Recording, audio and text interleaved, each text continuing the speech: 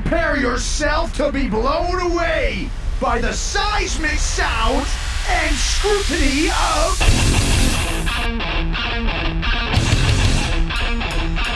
Aftershocks Podcast with Chris Aiken and Matt Hartnett.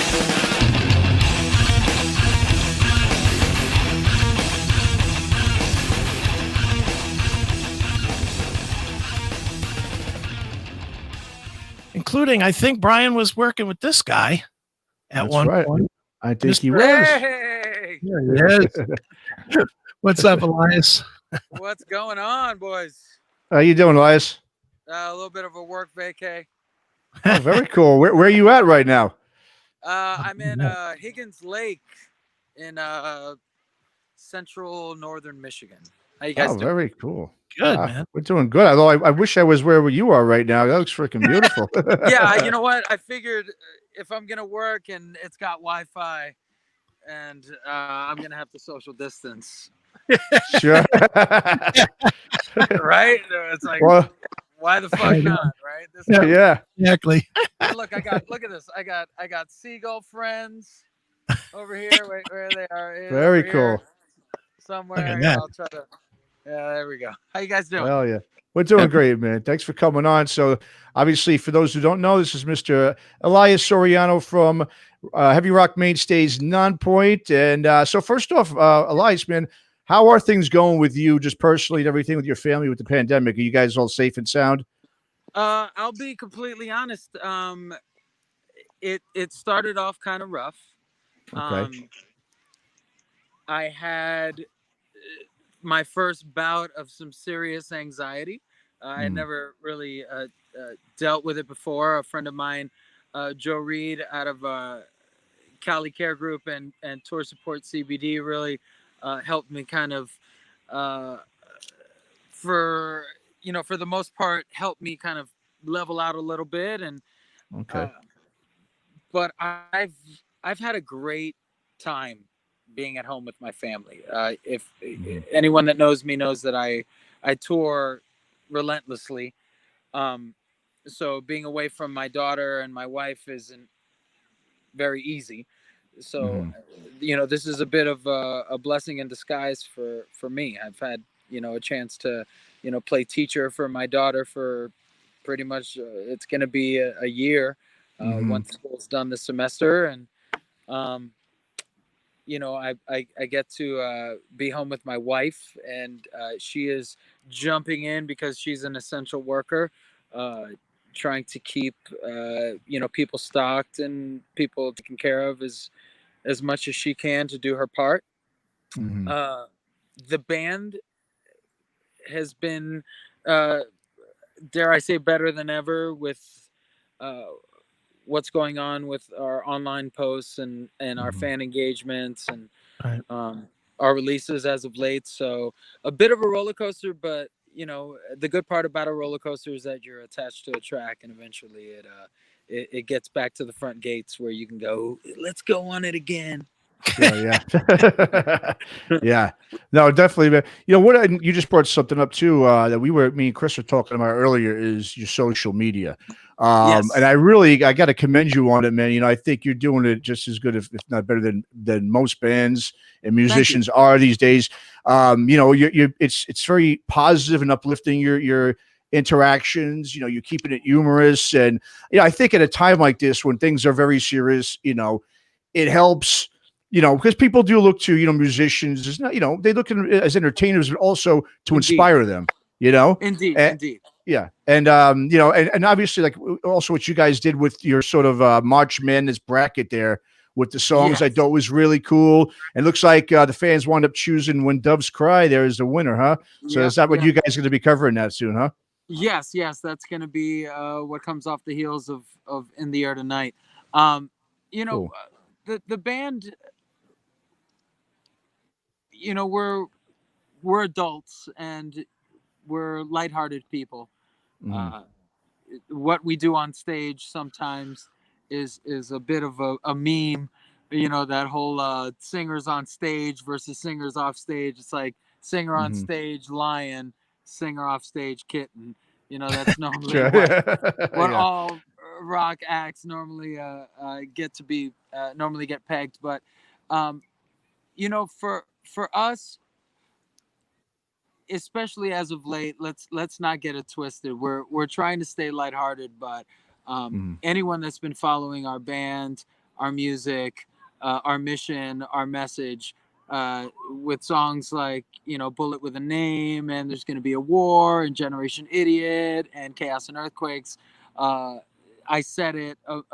There's a library within the library of songs that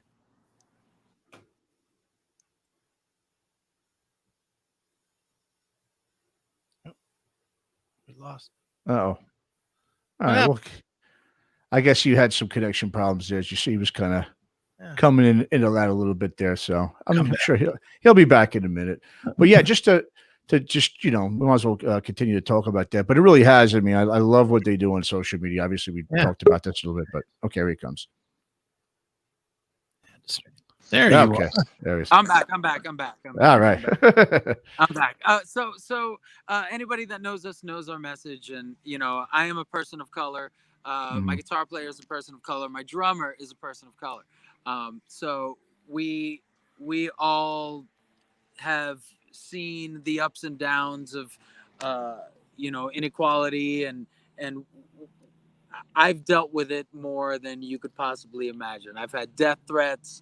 I've had people call me the N-word more times than I can count on both hands. And as you can see, I'm a relatively lighthearted person. Sure. But there is an importance to the message and everything that's happening right now in the world. I feel like we've said it for decades now, and now it's time for us to maybe sit back a little bit and let those that were quiet about it for some time kind of speak up. And I gotta say I'm really honestly very proud of our genre, of artists like Rob Flynn that speak out constantly. The gambit of artists that are coming together to really help spread the message about keeping equality and just happiness around each other just going. So I'm excited about the times, and I'm glad to see some of our message really coming to be. Sure.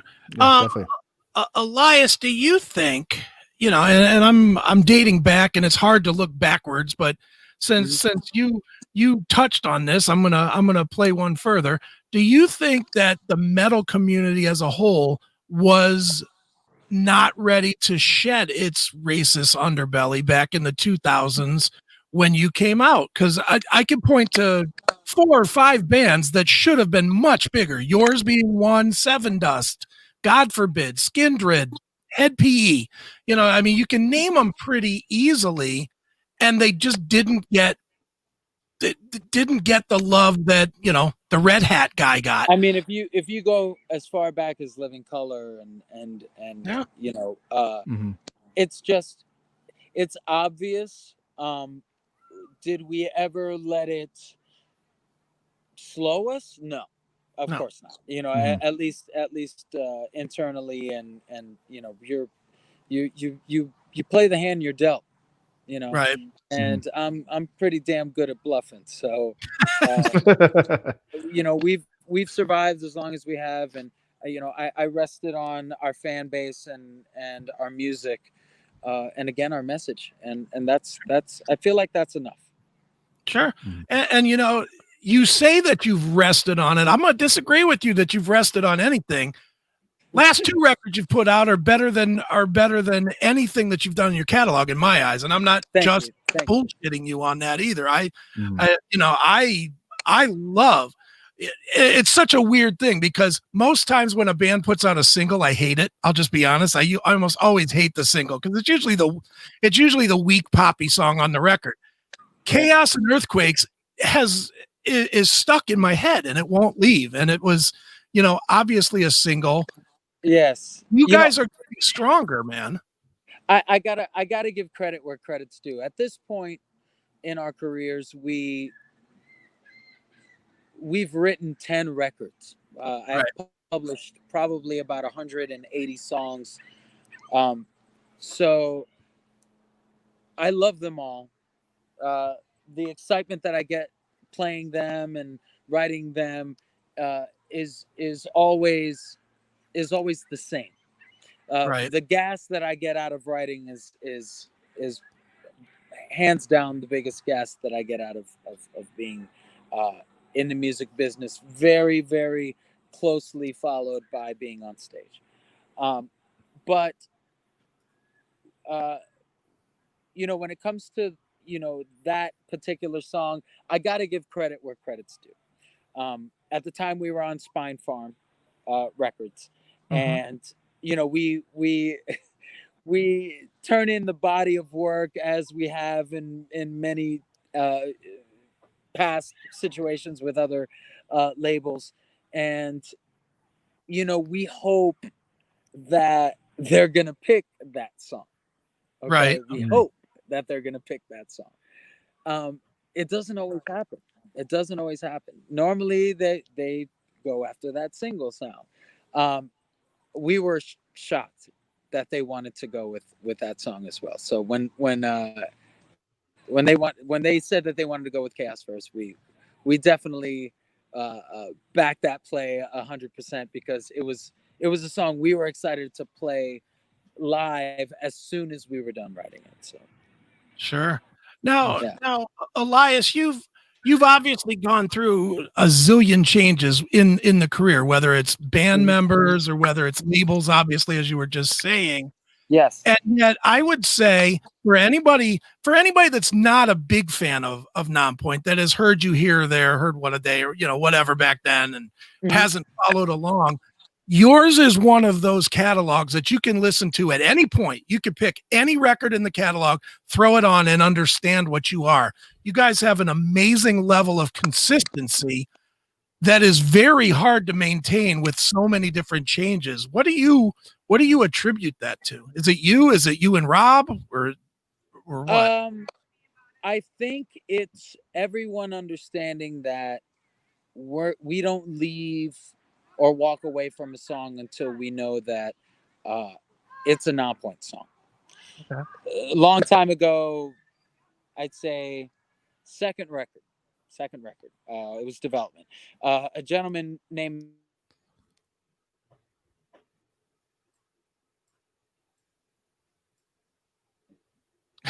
we lost him. Sorry about that. No, I'm back. Okay. A gentleman named Matt Swig, who was our photographer at the time, said it best. If you walk past a room with your eyes closed and our band is playing, you will know it's us. Plain and simple. So I carried that through the records and just did my best to always understand that my main goal was to write a song that connected, but also a song that in one way or another moved the people that were listening to it. So my band members always really committed to that idea and to that commitment. And we only chose members that were committed to that commitment. So hence the product. Very cool. Very cool. Well, Elias, just taking you back a little bit, I know back, you guys obviously started back in the late 70s and 90s. And then you made your, really took off in the early 2000s there, during that whole new metal period. And like, many other genres in metal, it has its peaks and valleys, over the years, obviously, peaked right around the time you guys started getting big. It really peaked. And then obviously it kind of dipped in and you had that metalcore and the screamo stuff that came along right after that. But the thing about you guys never took your feet off the gas. You continue to put out records, you toured relentlessly, and you sort of fought through those valleys until that music started peaking again, which is it's been kind of doing in the last 10 years or so. You're starting to see, because, a lot of the new generation of metal and rock fans are coming up and they're discovering Nonpoint. They're discovering a lot of those bands from that time. Do you think by sticking to your guns all those years, staying true to your sound and to yourselves, that really did help, attract the ears of this new generation of music fans? Because, you guys sort of not, to sort of quote Dave Chappelle, you guys literally, you guys were keeping it real all these years, even though that sound wasn't as big as it once was. And I think now it's really kind of helping you guys becoming even more now, bigger than you probably ever were before. You know what? There's a couple layers to that, honestly. Of course, staying honest with your music is the easiest way to be able to perform it on stage without looking like you're faking it. Right. Yeah. I tell the guys all the time, there's a certain kind of lyrical boundary and musical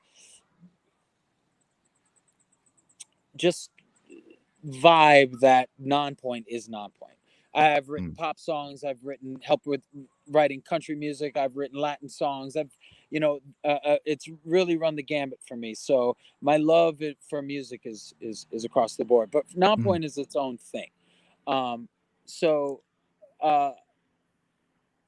Us lasting this long and us doing this long is us being honest. Our popularity as of late, I'm going to be 100% transparent. It has to do with our attention to our socials. It has to do a lot with the team that we've built.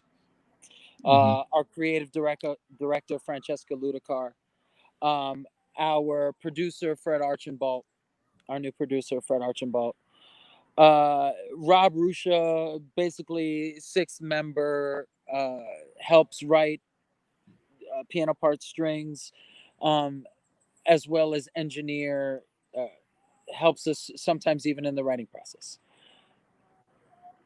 The band has streamlined a lot of things, but really put a lot of new focus into a lot of areas that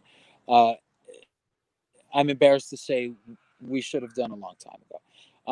Luckily for us, we still have a lot of gas in the tank and a lot more records to write, I feel.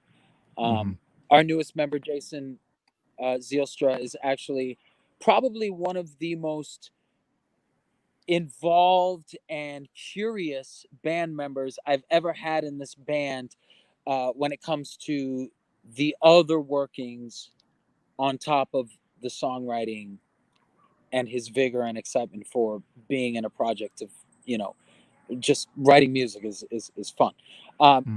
But having a new business partner that seems to want to care and seems to want to know all the facets that it takes to be as consistent as we've been, and to have the longevity that we've had, that puts even more fuel into the tank. So a lot of excitement coming around the corner, having come off the heels of our rebranding in the last, I'd say, year and a half, 2 years, and then all of our posting events that we've been having ever since we came off of being dark and the beginning of the pandemic. So a lot of cogs have helped make this happen. And as well as my management team, my radio rep Bob, Shauna, you guys know Shauna, Sure. everybody getting involved to really see that the band is hyper focused and ready to take over the world. Sure. Yeah. Well, and just to, piggyback sort of on that, with your social media presence, like me and Chris have been talking about earlier, I really think once the pandemic is over, things kind of go back to, you know, somewhat semi-normalcy here, it's going to really benefit a band like you guys because you've said, you know, you've taken the opportunity during this time and you've really sort of used it instead of, you know, sitting back and just kind of, you know, being lazy and not doing anything with your band. You're sort of seizing the moment, even though it's a sort of weird moment, you're kind of seizing that to continue to, I mean, not only engage with your already strong fan base, but you're going to definitely pick up a lot of new fans as well, I think, through that as well. Well, we hope so. Yeah. We planned on taking a very long break. This wasn't planned at all. We had Francesco with us for basically a year, with a year's worth of plans that we had lined up. But we were going to be gone for a long time. When the pandemic happened, our fans and our comment sections and everybody was wondering where the hell is Nonpoint. You know, it was just time to do something. So again, I give credit where credit's due. My team, my creative director, my band, my dudes, all, you know, come in and making it happen. I'm a lucky guy. I'm a lucky guy. Yeah. Honestly. Yeah. And I saw the other day, you guys had kind of I saw on your social, you know, media page that you guys got together for the first time in quite a while. Why don't you tell us a bit about that? Yeah, the time before that, it was basically just before the pandemic really started to get crazy. But we, you know, once we figured out that Dove's Cry was going to be the song, we had to get to work. You know, people are going to want to know, you guys are going to want to hear it. True. You know? Yeah. Yeah. So, you know, we decided to get in a room and, you know, make the magic happen the way it happens the best, which is when we're together. As you could see from the post, we wore masks, we social distanced. I took a COVID test as soon as I got home a couple days later. My wife also took a COVID test. Thankfully, they both came negative. So everybody's safe, everybody's sound, and I'm looking forward to everybody hearing Dove's Cry. Awesome. When things open back up, Elias, obviously there's going to be less rooms to play. I mean, that's just a reality of it. Is you're going to have 20-30% of the rooms are going to close. Are you going to suffer from that, or do you think that the reputation of the band and the consistency of the band is going to help you to secure dates, you know, with the remaining clubs? Because you know as well as I do, it is going to be open season on trying to get rooms to play. Absolutely. I'll be honest with you. I've said this on a couple. I'm getting eaten by horseflies here. It's Oh man, that hour, so it's the mosquito time. So we'll get we'll get the good sunset in the background. So I said this in a couple of interviews, and I'll say it here. It's really going to come down to bands getting together, fans taking the time to schedule these shows. But us packaging up, it's going to take large packages that shows last long periods of time throughout the day. You know, I'm talking doors at 4, goes till midnight.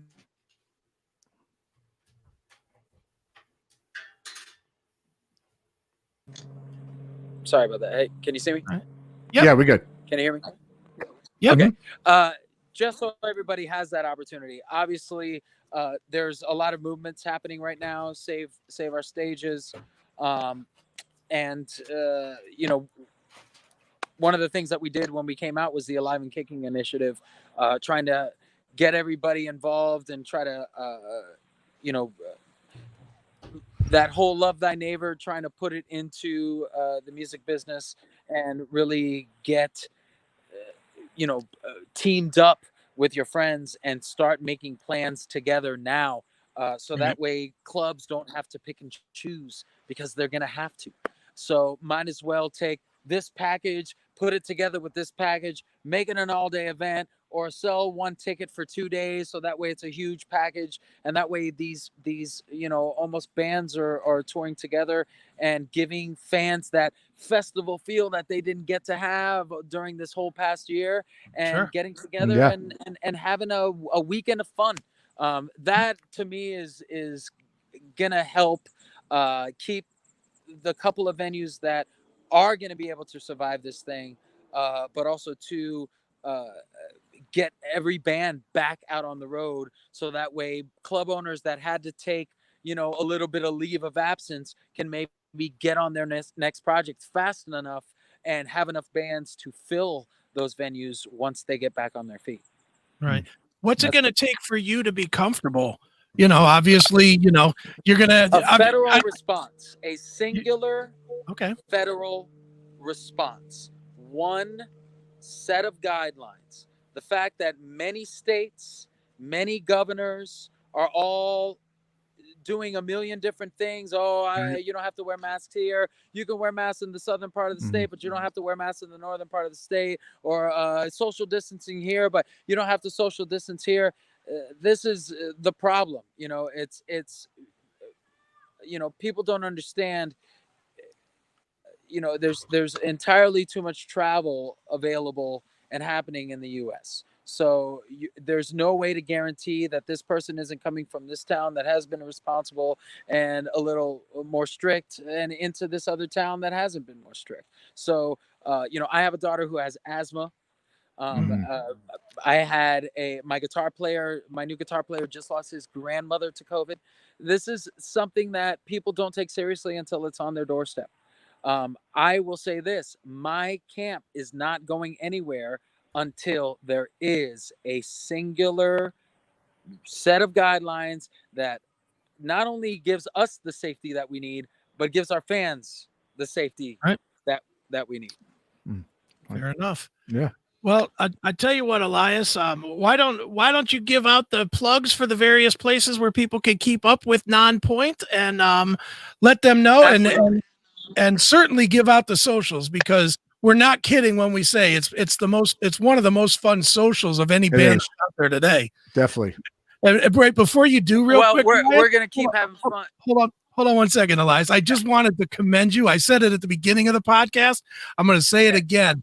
The video of you washing your hands in chaos and earthquakes is my favorite video on the web today, where you're showing people how long to wash your hands while you're singing the song.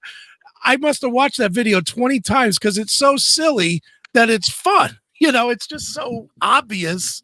It's just a fun thing. And your whole social thing is a lot of fun. So it is. Yeah. Let people know where they can go to enjoy some of that stuff. Yeah. Well, you can go to the Elias Soriano for my personals. You got Nonpoint Band on Facebook. My Nonpoint Band on Instagram. Nonpoint Official on Facebook. But if you go to nonpoint.com, there's a link to shoot you to everything. Nonpoint Store is our store. But keep an eye out. We're always changing things up. We always got funny videos and TikToks and all sorts of stuff posting everywhere. So awesome. It's going to be a good time this year. We're not done by a long shot. Awesome, dude. Well, Elias, thanks so much for taking the time, and go get out of the bugs, man. Yeah. I'm getting but hey, it's worth it. Look at this. It's beautiful, man. Beautiful. Look at that, man. Look at that. You guys have a great night. All right, man. You too, man. Take care. Thanks again.